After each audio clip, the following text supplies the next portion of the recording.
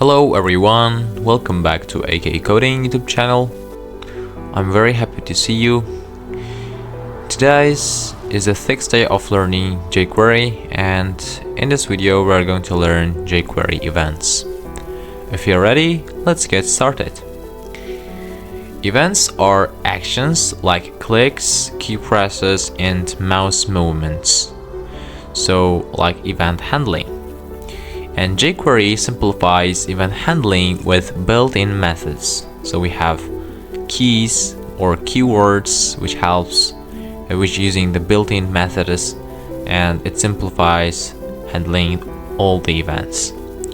So the first one is click event. So if we are going to use the event which is called click, it detects a button, it detects a click function. For example, as you can see here, we are calling the btn ID and we are using the click built-in method, and we are using a function which the user clicks that btn, it alerts button clicked. Okay, so let's try it out, and here I'm going to write button and I'm going to write click, and here I'm going to give ID which is btn, and I will just copy this, and here I'll write so btn dot click function and alert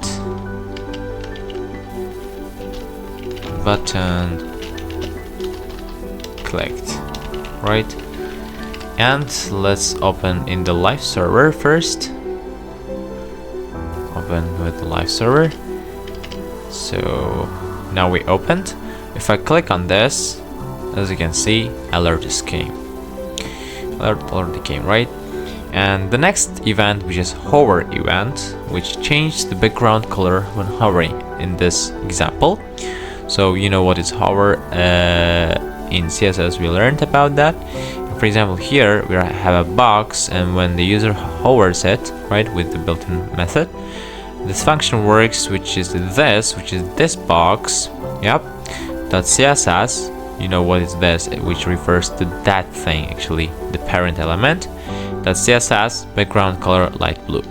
Okay, let's try it out. So I'm going to write here one box, so with the box ID div, right? And I'm going to give some styles for this. Style box, this one, right? And then I'm going to write here, just I'm going to comment this thing, and I'm going to write here $sign box, and I'm going to write hover function, simple brackets and square brackets. I'm going to write that, with the brackets, let me do here actually this .css background color green, and we don't need this one. Look at this one only. Oh wait a second, I think I deleted this. Yeah, we don't need this one, and we don't need this one too. Okay, what we have not working, I think this one we have to put it. And now if I go back and if I hover it, as you can see, it's already changed it to the green, right? And if I add in the next one, so which is this one, which goes back to the red again when I don't hover it. So this is the second functionality we are using.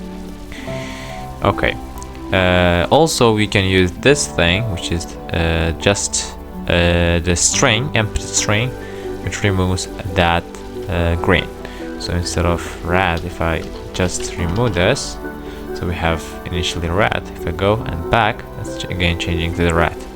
So it means with just giving simple like empty string, which brings to the default color.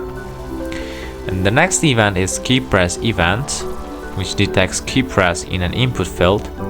For example, we have an input field and there is a keypress, and we are calling the output ID, and we are using the text built-in function.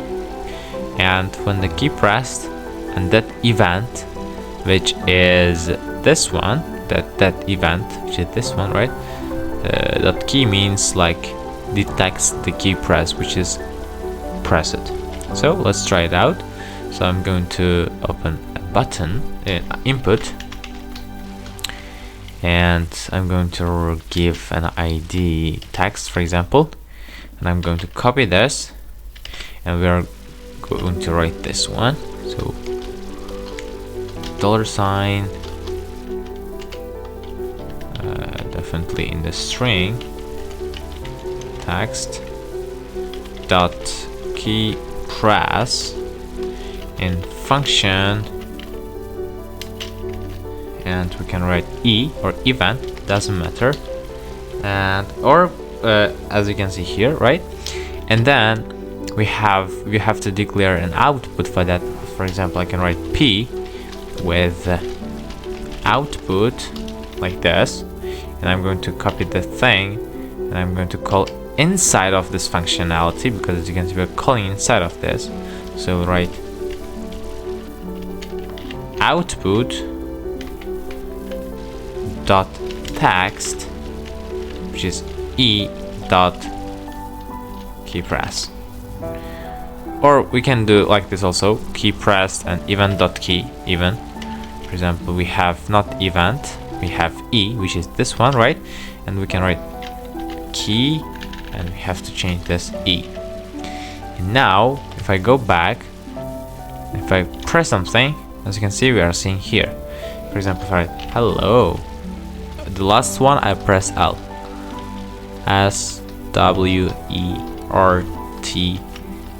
Yeah, this is working fine, right?